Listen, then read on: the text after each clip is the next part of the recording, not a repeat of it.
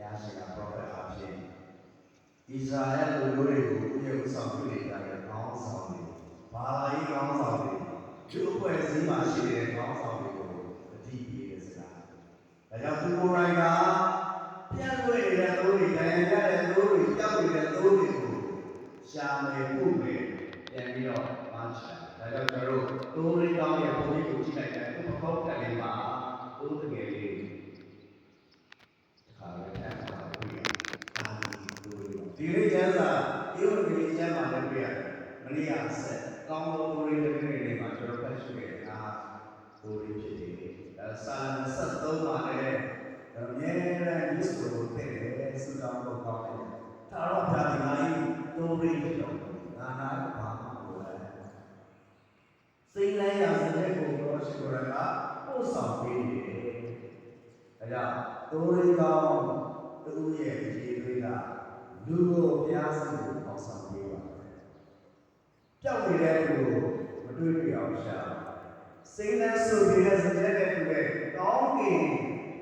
ဒုက္ခချမ်းသာရောက်တဲ့အထိဥဆောင်ပေးပါတယ်ဒါကြောင့်ကောင်းဆောင်လို့ဆိုတဲ့အခါမှာဆရာတော်ကြီးကတကယ်တို့ပြောနေတဲ့ဉာဏ်ကြီးက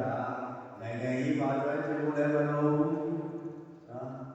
တခြားလူမှုကိစ္စတွေမှာလည်းကျွမ်းကျင်လို့လို့ဘာလဲလို့လဲဘာလို့လဲလို့ကျင်တာလဲတကယ်ခရစ်တော်ဘုရားရှင်ရဲ့ဝမ်းမြောက်ဖွယ်တဲ့ကောင်းကိုဘာလို့ဘာသာအားလုံးအားကျွေးကြော်ပေးဖို့ဟောကြားပေးဖို့ဘုရားရှင်ကိုတို့တွေကိုခေါ်ဆောင်ပေးဖို့လိုအပ်တဲ့အရေးကြီးရှိကြတယ်ဒါကြောင့်ကျွန်တော်တို့ကောင်းသောကိုယ်လေးကိုဒီလေးဘုရားရှင်ကယဟန်ကြီးတစ်ပါးအသစ်ကိုကျွန်တော်တို့အားပေးတယ်သူကလည်းတော့စင်သားတွေတစ်ထပ်တည်းလေးပဲဘုရားရဲ့ကောင်းမြတ်ခြင်းဘုရားရဲ့ရှင်ရန်ထက်မြတ်ခြင်းအကြောင်းကိုပဲဟောကြားတယ်အဲတော့တန်ဖိုးကြီးရဲ့တာဝန်ဝတ္တရားကိုပြီးတော့တန်ဖိုးကြီးကဘယ်ပဲသခင်ဟာအသက်ရှင်သောဘုရားရဲ့သားတော်ဖြစ်ပါလေဆိုတော့ယုံကြည်ဝန်ခံခဲ့တဲ့ပုဂ္ဂိုလ်ပါပဲတခြားသူဘာလို့မှမပြောခဲ့ပါဘူးသူ့ရဲ့ဘဝကဒါနဲ့ပဲတတိယလေးကိုဖြစ်နေတာပါဒါကြောင့်ကျွန်တော်တို့ဘာမှမလုပ်ဒီကနေ့ကျွန်တော်ကဝေဝါးနေတဲ့ယုံကြည်ခြင်းကိုရိပ်ရိုက်စေတဲ့ ideology အတွေးခေါ်တွေပညာရက်တွေအများကြီးရှိလာတဲ့အခါမှာတကယ်စစ်မှန်တဲ့အမှန်တရားကိုတွေးဖယ်သွားတတ်ပါတယ်။အဲဒါ false prophet တူရောင်တွေသိုးရင်းမဟုတ်ပဲနဲ့ကိုကြောင်းသားတွေစီးကားတွေအခိုးတရားတွေရှင်ရတဲ့တော့တဲ့ပြောတယ်။ငါဟာကောင်းသောသိုးရင်းဆိုတဲ့စကားကိုသုံးလို့ငါဒီကနေ့သိုးလို့ဝင်တဲ့တကယ်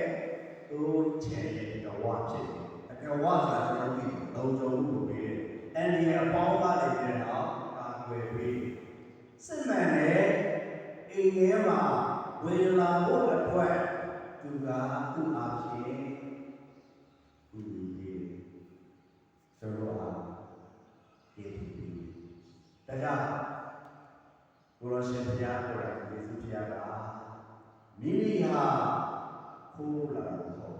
အသက်ကိုပေးလို့ငါကြွလာခြင်းဟာသူတို့တွေအသက်နဲ့ရှင်သန်စေဖို့အဲ့ဒီရှင်သန်နေတဲ့အသက်ကိုဘလို့ဖြစ်စေတာလဲဖြစ်သွားလို့ကိုပြောက်သွားလို့ကိုပုံ၍ပြည့်ဝဆုံးလင်လာစေဖို့က abandon life abandon ကျွေးဝါတော့တယ်ဒါကြောင့်ယဟန္တာရှင် Arius ကပြောရဲဆိုလို့ရှိရင်လူရဲ့ရှင်သန်နေသောအတ္တစုံလင်ပြည့်ဝသောအတ္တဟာဘုရားရဲ့ဘုန်းတော်ကိုဖြစ်တယ် The glory of God is a man fully alive fullness of life ယုတ်ခန္ဓာ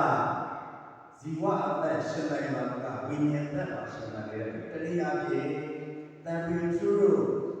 တကယ်တပည့်တော်ကြီးပရမကျမ်းမှာကငါတို့ပေါ်မှာလည်းဝိညာဉ်တော်ပြုတ်ပါလို့သူတို့ပေါ်မှာလည်းဝိညာဉ်တော်ဆက်သက်တယ်ဝိညာဉ်တော်၌ရှင်နိုင်တဲ့သူတွေစုံလင်သောပြည့်ဝသောအတ္တ၌ရှင်နိုင်တယ်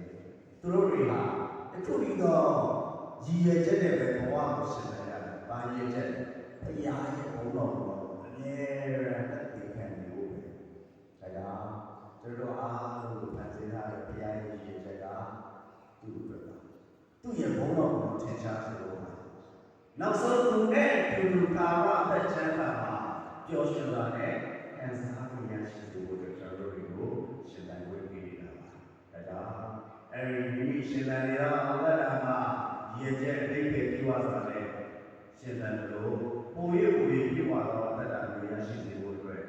စိတ်သက်ဝိညာဉ်သက်ခန္ဓာသက်အကုန်လုံးသဘောစုံမှာရှင်သန်ကြီးထွားစေဖို့အတွက်မိမိရဲ့ဘဝနဲ့အသက်ကိုစောင့်ပြီးကျွန်တော်တို့အသက်ရဲ့ဘုံတော်ဖြစ်တဲ့ကိုရိုနာကျွန်တော်တို့ဘယ်လိုလဲကိုကြွားပြီး